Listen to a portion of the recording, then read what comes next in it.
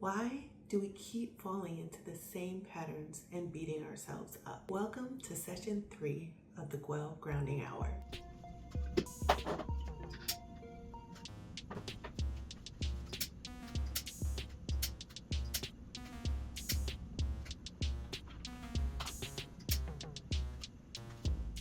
Today we're talking about habits, the good, the bad, and all of the messy things in between. We'll dive into how habits really form and why chronic illness, stress, and systemic barriers make building them harder for many of us. Analysis show that it can take up to 2 months for habits to form, but timelines vary widely from 2 weeks to half a year. And then when you layer chronic illness on top of that, chronic illness often breaks these timelines. Pain, fatigue, brain fog, medications, and unpredictable symptoms shift how our body responds to cues. And this can often make consistent routines feel completely out of reach. And then you layer on top of that, habitual systems are often shaped by our environment and our identity. Intersectional factors like race, gender, class, ability impact your level of stress, your access to supportive tools, and how your brain tracks reward. This was found in the weathering hypothesis, where what they really found was that physiological stress from systemic oppression makes forming stable habits even harder for marginalized communities. But it's not all doom and gloom. Despite all of these factors, you can still form better habits. You just have to realize that, one, it's definitely not going to be perfect. You don't need to be perfect, you just need to be present. Basically, you have to continue showing up. But there's a little bit more than that. It's so common for us to think that change is all or nothing. We either did it 100% or it wasn't even worth doing. Either we do it right every day, we do it perfectly every day, or we failed, and that's it.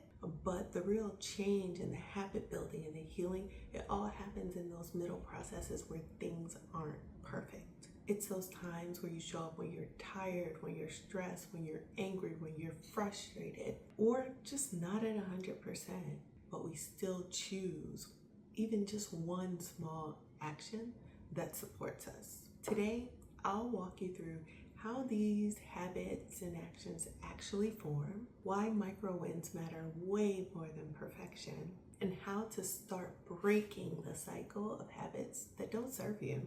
Let's map your brain. Here's how one cue becomes an endless habit loop, and how we can reroute it. Our brains love patterns. Psychologist Charles Duhigg and researchers at MIT show that habits follow a predictable loop. This loop has 3 parts: the cue, the routine, and the reward. The cue, think of it very much like a trigger. It's something in your environment or your emotions that starts the loop. The routine is the behavior or the habit. This is the action you automatically take when you experience this cue or trigger. And then the reward, it's the benefit your brain gets from reinforcing the loop. So here's an example of what a habit loop might look like. Let's say you're having a flare-up and you're completely exhausted from a day of work. That's your cue. You get home and you reach for your favorite convenient snack, like a bag of chips or a bag of cookies, and you eat the entire bag. That is your routine or your habit. You sit down, sink into your couch, eating your bag of cookies, and you feel a sense of comfort and relief. That is your reward. You get the distraction, comfort, a hit of sugar. And what this does is over time, your brain learns, ooh, feeling this leads to that. So your brain thinks, hey, if I feel stressed and I'm uncomfortable and in pain, and I do this thing, then I will feel more comfortable and more peaceful and more happy and happier. But the loop can be rewired. What's great about this is not only can it be rewired, but it doesn't, make up some mysterious tale that these cues and triggers are going to go away. So the cue remains, and what we really hone in and focus on is the routine or the habit in the middle. Essentially, what you'd be doing is swapping your existing routine out for something that's more gentle and in support of your overall well-being. Basically, we know we're not going to be able to control every trigger, but we can control how we respond. And that is where the change begins. So how do you actually get a better understanding of what your triggers are and what your responses are? And how can you consistently choose to have a different response over time? We've talked a lot in prior sessions about building self-trust, and we're going to expand on that today and dive a little bit deeper into how these micro wins can influence not only your self-trust, but also your confidence and ability to address this middle part of this loop. Here's what's often misunderstood about confidence. Confidence doesn't come from hitting goals. It comes from proving to your brain that you can.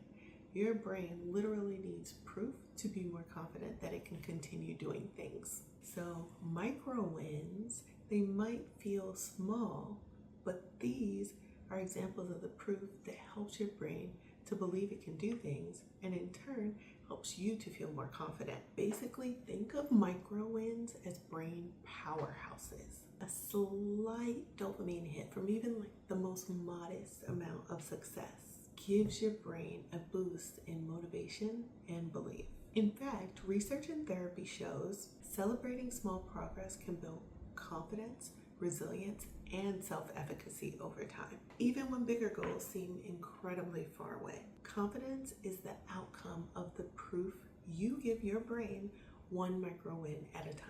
And why does this matter? I would say it's especially important for people juggling multiple layers of stress. From caretaking or job instability to chronic health and systemic barriers, micro wins build trust within yourself one tiny moment at a time. This helps you avoid going down the trap of believing that change only counts when it's big. Because science definitely says the opposite. Behavior scientists BJ Fogg and habit researchers like James Clear show that small consistent habits compound over time because they build belief. Micro wins are the proof your brain needs to believe, I can do this.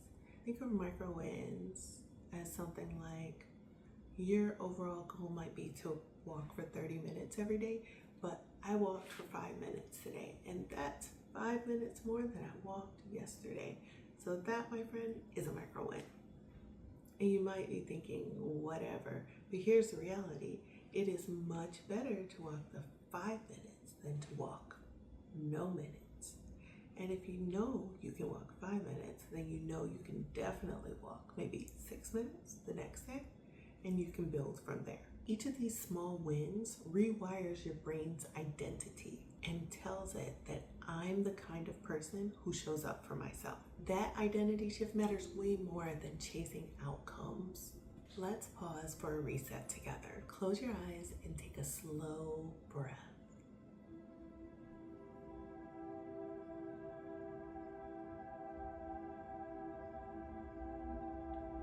With your eyes still closed, think of one moment this week where the habit loop took off. Don't judge it, just notice it.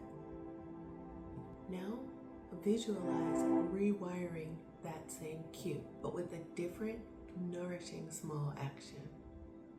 Some examples would be 5 deep breaths, a walk to your window instead of chips. Maybe it's some crunchy chickpeas. I'm throwing random things out there, but we're going for it. Whatever would be a version of rewiring it to a more nourishing choice. Maybe even instead of nothing, it's drinking a glass of water. And that is the micro win. And that is yours to choose. So with your eyes still closed, envision yourself making this swap. Not every single time because things happen, but consistently considering, trying, attempting, following through on making this swap, and notice how it feels. Before you open your eyes, I'd like you to say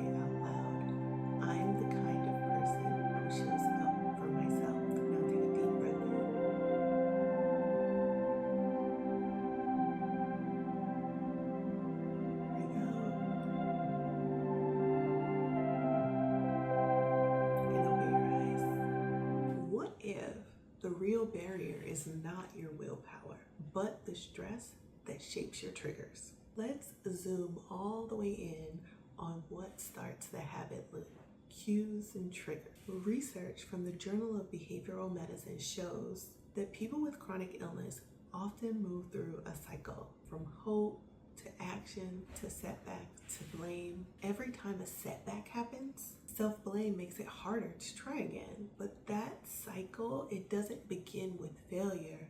It begins with a trigger. Chronic pain, fatigue, anxiety, or even work stress can cue the brain to reach for quick relief. And when your nervous system is already in a constant state of activation, even harder to interrupt. Chronic stress raises cortisol, which dysregulates blood sugar, appetite, and sleep. A study found that people with high perceived stress had lower engagement with health promoting behaviors, even when they wanted to change. Stress literally blocks any follow through. So how do you navigate this when your stress isn't going away and when it often shows up unpredictably? Breaking the cycle starts with redefining success. Instead of perfection, success means showing up intentionally, even in the middle of stress. This might mean catching the cue earlier, basically realizing sooner that you're going to be or about to be triggered, noticing when stress makes you want to completely numb out,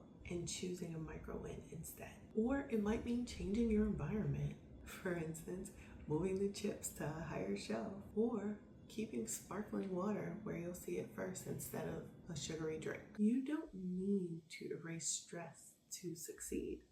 And in many cases, that's not even possible. You need to learn how to notice the cue, pause, and rewrite the next step in the loop. Science shows that growth is non-linear. This is what growth really looks like. Not a straight line up, but a looping, messy path forward.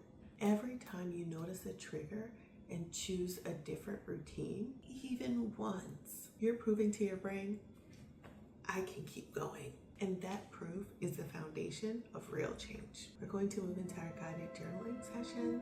During this session, I will give you some question prompts.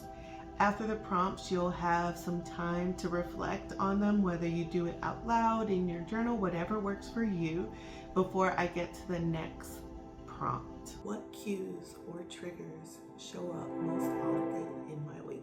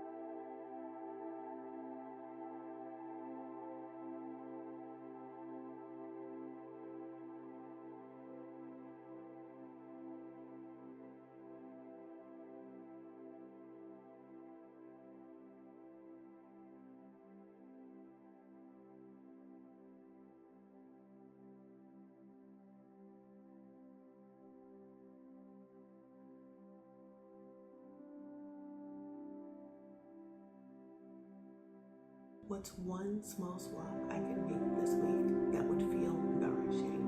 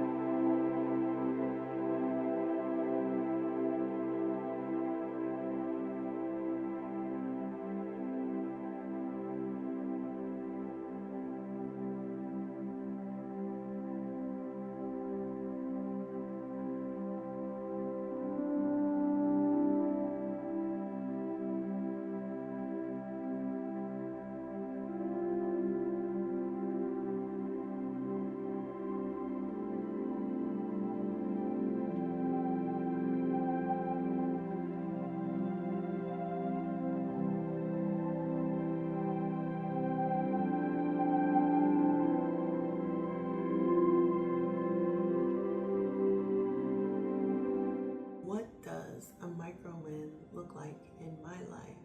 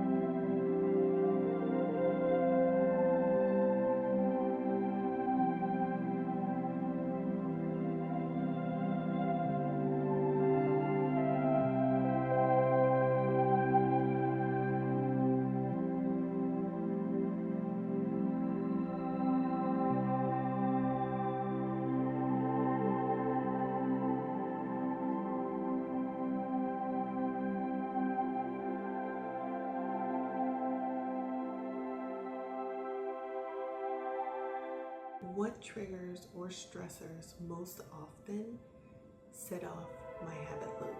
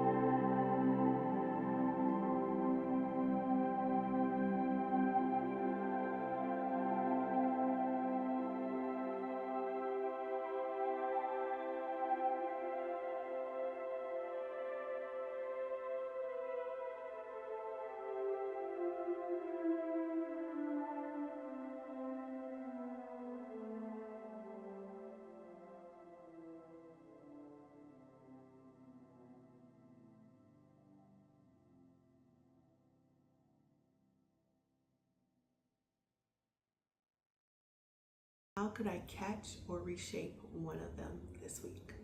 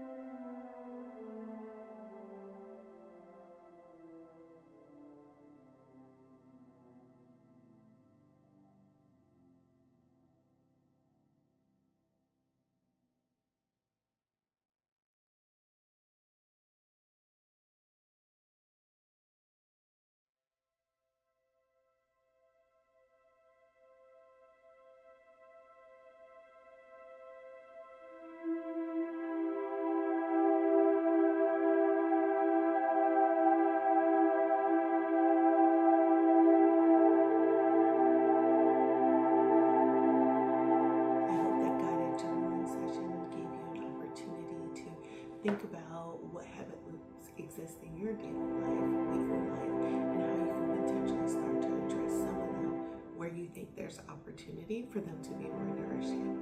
After all, you may not always get it right, but you are always worth the kindness of continuing. This week, I want you to notice when you achieve a micro win and write it down. That proof is what builds your system of change. And then just keep showing up. It doesn't have to be perfect. Remember, you just have to be present. If you're a Blue member, don't forget that we have a session worksheet on our site with all of the prompt questions as well as diagrams so you can better understand the habit loop. We also have a next steps worksheet where you can dive deeper in terms of building the skills or assessing where you are to better address how you can improve any existing habit loops that you think could be more nourishing. As always, thank you for joining us today. I'll see you back for session 4 where we keep building on this journey together. See you next time and keep coming back.